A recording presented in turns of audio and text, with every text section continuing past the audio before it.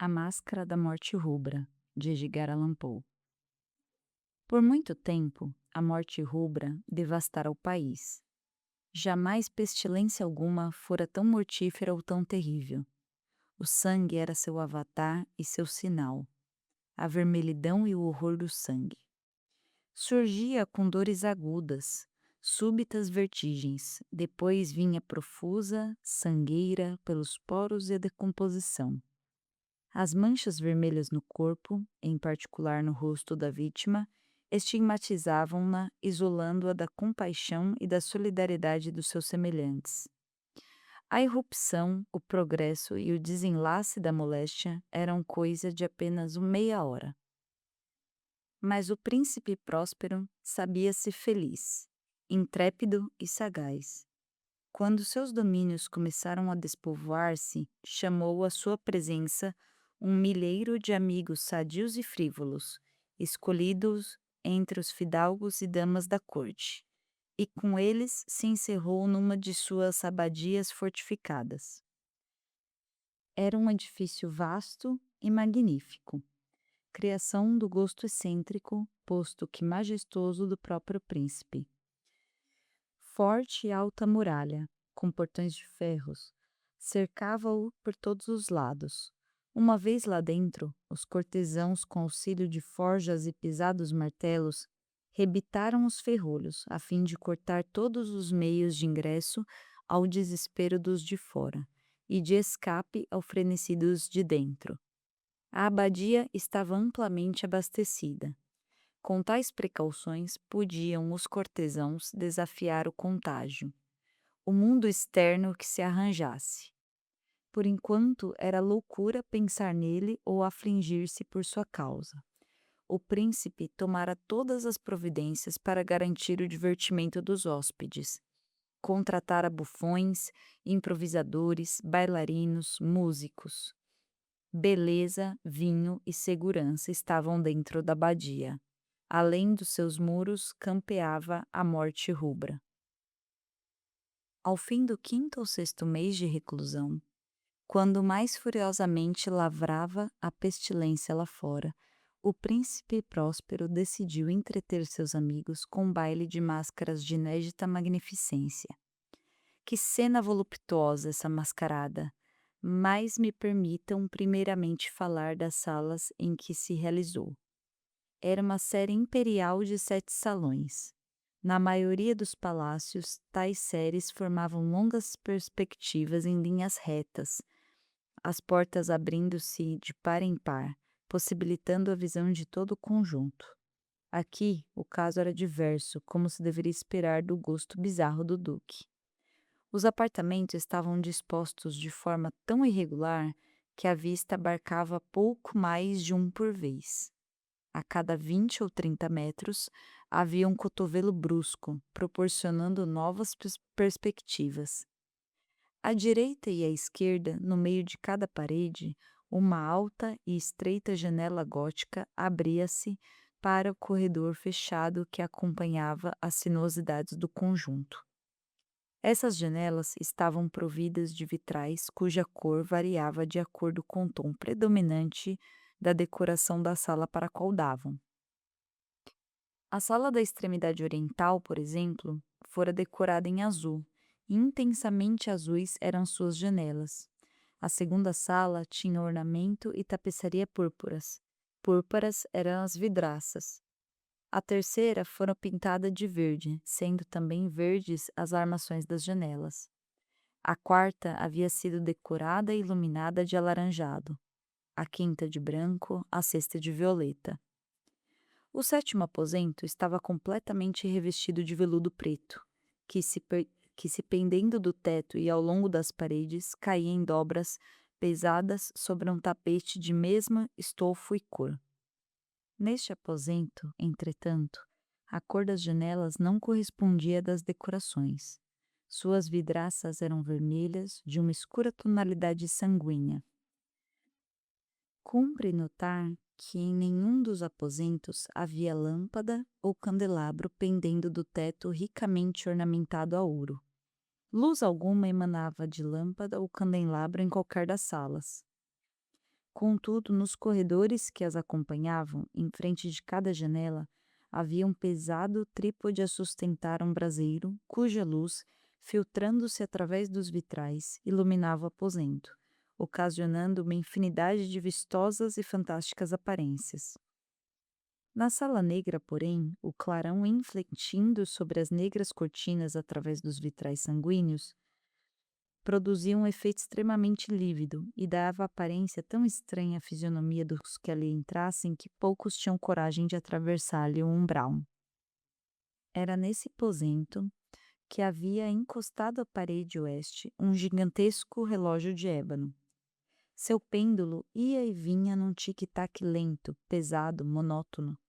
Quando o ponteiro dos minutos completava a volta do mostrador e a hora estava para soar, saía dos brônzeos pulmões do relógio um som limpo, alto, agudo, extremamente musical, mas de ênfase e timbre tão peculiares que a cada intervalo de hora os músicos da orquestra viam-se constrangidos a interromper momentaneamente a execução para ouvi-lo. Nesses momentos era forçoso que os dançarinos parassem de dançar e um breve desconcerto se apoderava-se da alegre companhia. Enquanto vibrava o carrilhão do relógio, os mais afoitos empalideciam e os mais idosos e sensatos passavam a mão pela fronte, como em um sonho ou meditação confusa. Tão logo se esvaíam os ecos, um riso ligeiro percorria a assembleia. Os músicos se entreolhavam, sorrindo da própria nervosidade e loucura, fazendo juras sussurradas uns aos outros de que o próximo carrilhonar do relógio não mais produziria neles tal comoção. Todavia, 60 minutos mais tarde, que abrange 3.600 segundos do tempo que voa, quando vinha outro carrilhonar do relógio, de novo se dava o mesmo desconcerto, o mesmo tremor, a mesma meditação de antes. A despeito de tudo isso, a folia ia alegre e magnífica. Os gostos do duque eram originais. Tinha ele olho esperto para cores e efeitos. Desprezava as maneiras da moda em vigor. Seus projetos eram audazes e vivos. Suas concepções esplendiam de um lustro bárbaro. Muitos acreditariam tratar-se de um louco. Seus adeptos, porém, sabiam que não. Era preciso ouvi-lo, vê-lo e tocá-lo para assegurar-se de seu juízo perfeito. Em grande parte, ele comandara pessoalmente a caprichosa decoração das salas para a grande fête. Sobre a orientação haviam sido escolhidas as fantasias. Sem dúvida, elas eram grotescas. Havia muito brilho, muita pompa, muita coisa fantástica, muito daquilo que, desde então, pode-se ver em Hernani. Havia figuras arabescas, com membros e adornos desproporcionados. Havia fantasias delirantes, invenções de louco. Havia muito de belo, de atrevido, de bizarro, algo de terrível, capaz, em não pouca medida, de provocar aversão. Para lá e para cá, nas 7 salas, movimentava-se uma multidão de sonhos, e esses sonhos andavam de um canto a outro, impregnando-se do colorido das salas, fazendo a música extravagante da orquestra soar como o eco de seus passos. Mas logo cantava o relógio de ébano na sala aveludada. Por um momento tudo se fazia imobilidade e silêncio, perturbado apenas por aquela voz. Os sonhos paravam retesados. Porém, quando os ecos do carrilhão se esvaíam, tinham durado apenas um instante. Um frouxo de risos acompanhava. E mais uma vez a música era reiniciada, os sonhos tornavam a viver e a circular mais alegremente do que nunca, banhados pelas cores que a luz dos trípodes atravessando os vitrais projetava sobre eles. Entretanto, a última das 7 salas ninguém se aventurava.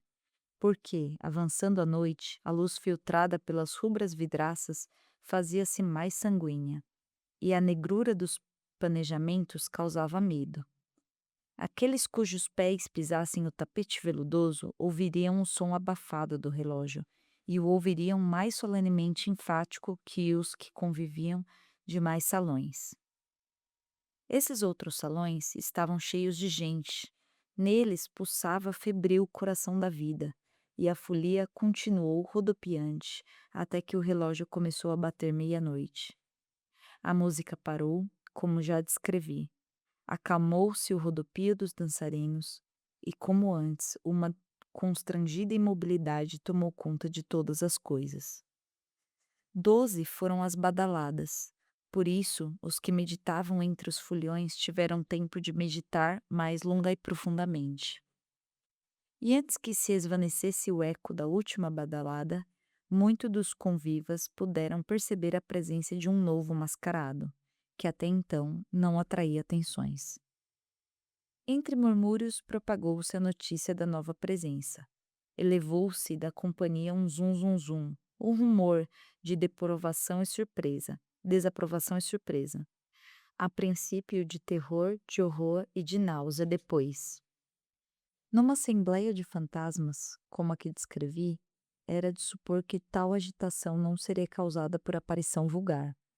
Na realidade, a licença carnavalesca da noite fora praticamente limitada, mas o novo mascarado excedia em extravagância ao próprio Herodes.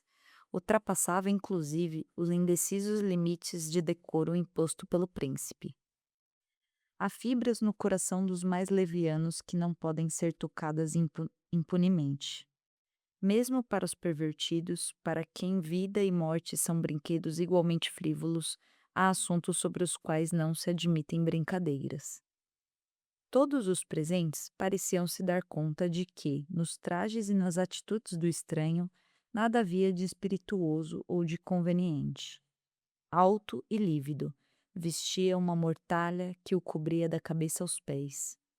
A máscara que lhe escondia as feições imitava com tanta perfeição a rigidez facial de um cadáver que nem mesmo a de um exame atento se perceberia o engano. E, no entanto, tudo isso seria, se não aprovado ao menos tolerado pelos presentes, não fora a audácia do mascarado em disfarçar-se de morte rubra. Suas vestes estavam salpicadas de sangue, sua ampla fronte, assim como toda a face, fora borrifada com horrendas manchas escarlates. Quando os olhos do príncipe Próspero caíram sobre aquela figura espectral, que para melhor representar seu papel caminhava entre os dançarinos com passos lentos e solenes, viram-no ser tomado de convulsões e arrepios de terror ou asco, no primeiro instante. Logo depois, porém, seu rosto congestionou-se de raiva. "Quem se atreve?" perguntou roucamente aos cortesãos que o cercavam. "Quem se atreve a insultar-nos com essa brincadeira blasfema? Agarrem-no, desmascarem-no, assim saberemos quem deverá ser enforcado ao amanhecer." Essas palavras vieram da sala azul, onde se achava o príncipe quando as pronunciou. Ecoavam pelas 7 salas, alta e claramente, porque o príncipe era homem destemido e forte, e a música havia cessado a um gesto seu. Vieram da sala azul, onde estava o príncipe, rodeado de cortesãos empalidecidos. No primeiro momento que se seguiu à fala do príncipe, houve um ligeiro movimento de avanço do grupo em direção ao intruso. Este se achava perto, e com os passos deliberados e firmes aproximou-se do anfitrião, mas devido ao indefinível terror produzido pelo mascarado no ânimo de todos, ninguém se atreveu a agarrá-lo. Sem empecilho, ele se afastou, passando a 1 metro do lugar onde estava o príncipe. À sua passagem, toda a vasta assembleia, como que movida pelo mesmo impulso, afastou-se do centro das salas para as paredes, e o mascarado pôde seguir o seu caminho com desembaraço, e com os mesmos passos solenes e medidos com que passava da sala azul à vermelha, da vermelha à verde, da verde à alaranjada, desta para a branca e para a violeta, sem que nenhum dos circunstantes tivesse esboçado um gesto para detê-lo. Foi quando, louco de raiva e vergonha da própria e momentânea covardia, o príncipe Próspero cruzou apressadamente as 6 salas, sem ninguém a segui-lo. O terror se apoderava de todos. Brandindo o punhal, avançava impetuosa e rapidamente. Já estava a 3 ou 4 passos do vulto que se retirava, quando este, atingindo a extremidade da sala veludada, virou-se bruscamente e enfrentou seu perseguidor. Neste instante, ouviu-se um grito agudo, e o punhal caiu cintilante no tapete negro, sobre o qual tombou também, instantaneamente ferido de morte, o príncipe Próspero. Recorrendo à selvática coragem do desespero, um grupo de foliões correu para a sala negra e, agarrando o mascarado, cuja alta figura permanecia ereta e imóvel à sombra do relógio de ébano, detiveram-se eles, horrorizados ao descobrir que a mortalha e a máscara mortuária que tão rudemente haviam agarrado não continham nenhuma forma tangível. Só então se reconheceu a presença da morte rubra. Viera como um ladrão na noite, e um a um caíram os foliões no ensanguentado salão da orgia, e morreram, conservando a mesma desesperada postura de queda. E a vida do relógio de ébano extinguiu-se simultaneamente com a do último dos foliões, e as chamas dos trípodes apagaram-se, e a escuridão, a ruína e a morte rubra estenderam seu domínio ilimitado sobre tudo.